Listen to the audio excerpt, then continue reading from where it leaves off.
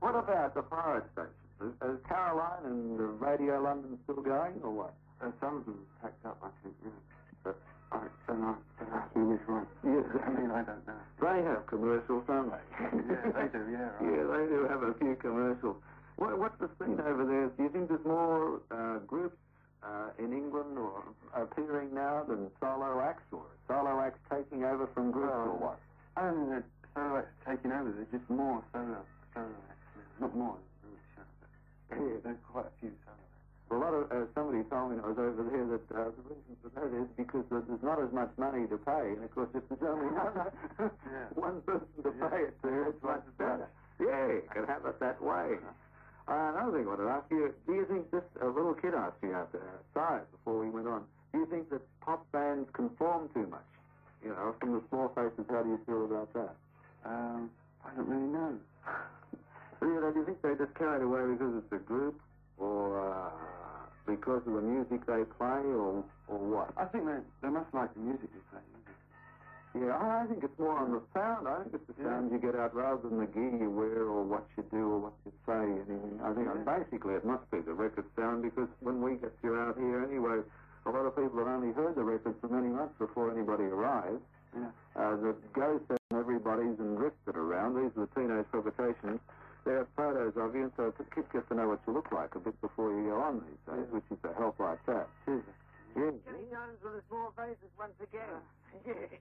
Well, I won't keep you much longer. I know you've had about 36 hours in the plane, right? Yeah. Oh, dear.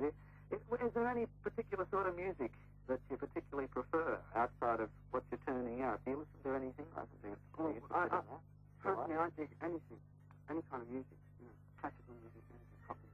Right through. Yeah. And most of the boys feel the same way, but an open mind, sort of. Because you can learn a lot from it. Yeah. Well, that's true, I know it's a good idea. Is it, what was, I was going to know, is there anything that you particularly wanted to do or see in Sydney?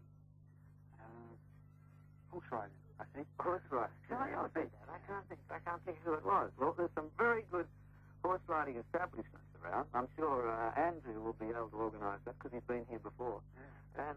And as for the beach, right, well, all we need is a little sun. I'll tell you, and you could go and get a suntan and everything like that. Hey, what's happening in between now and the show on Monday and Tuesday here in Sydney before you go, Ken? Well, we're rehearsing. Yeah, so what you got to do? Yeah, you fly to, is it Brisbane? I think it's Brisbane. Yes, Brisbane Festival Hall. If anybody's catching the show that far up in Queensland, you're at Brisbane on Saturday the 20th. That's next Saturday. Then you're back here for Sydney on Monday and Tuesday, 22 and 23 of January. So I guess you'll have plenty of time to hang around Sydney for a while. Okay. Well, we wish you well. I'd love to see you get out in our disco-mobile, or we've got a wild red Willie's Jeep carrying around at the moment, taking requests all over the place. And that's a pretty groovy thing. And if you get out there, you meet a lot of kids and get to the beaches, because that's where we go. Right. All right. We look forward to that. And we've been listening and talking to Kenny Jones from the Small Faces. Let's hope we have some good weathers for the fellas while they're here. Thank you. Well, it's all nice. It's turned out easy, really. It's very easy. It's one of the turns out here. The sound now is a much wilder production sound. Is there echo on that and everything? Echo? Is there any special techniques or twig tracking or anything like that? Well, we set the drums through a biscuit tin. Yeah, to get the pow sound, pow like that. It must be a Pete Green's biscuit tin. It's a good plug pen too, I tell you. The Crawfords don't work. The Crawfords don't work. I don't know that band out here. Oh, all right. Thanks, Smile. Away you go. Yeah.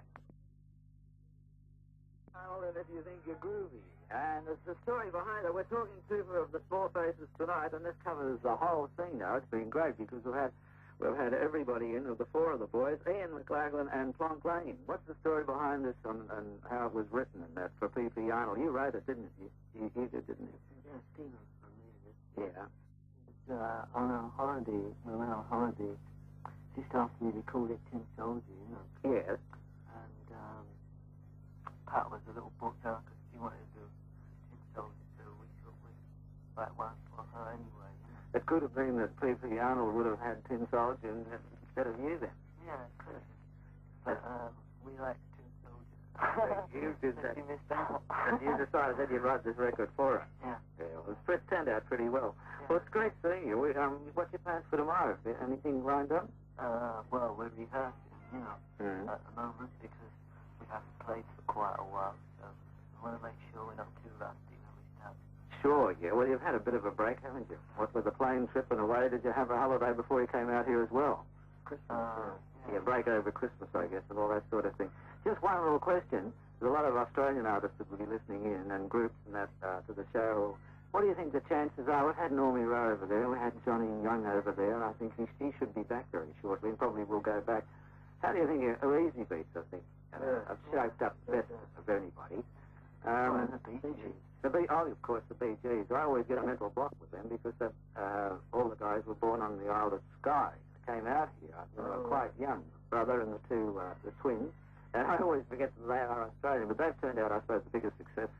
They and the Easy Beats, don't they? Yeah. How do you think? Is it tough over there at the moment for people to get a go? Is there still an awful lot of groups around? You know, there's a lot of groups that I think if it's a good group and it gets good material, it's much better if it writes its own material. Yeah. Then Yeah. Do you think they need a good manager? Yeah, definitely. Yeah. Definitely. Yeah, I think this might have a lot to do with it too. Yeah. Well, thanks very much, fellas. It's nice meeting the both of you. And all I can say to everybody listening out here, I've, over 4 or 5 or 7 years or sometime, I've been interviewing people from all over the place. And these are some of the nicest fellas I've ever had on the air, ever. It's been, every one of you, it's been just great. And I'm sure the kids will be really knocked out by your performance down there on Monday and Tuesday night. And we wish you all the best in 68 too. Thank you, Lord. Right. Okay. He's out here and has to be at a reception. It starts at 5:30. He can't be everywhere at once, so he's pretty beat, and he's doing press things, and he came in this morning to TUW and was interviewed by Tomo. So I thought the best move would be to have that interview on the air this afternoon, so we'll run it again. You right there, Smile?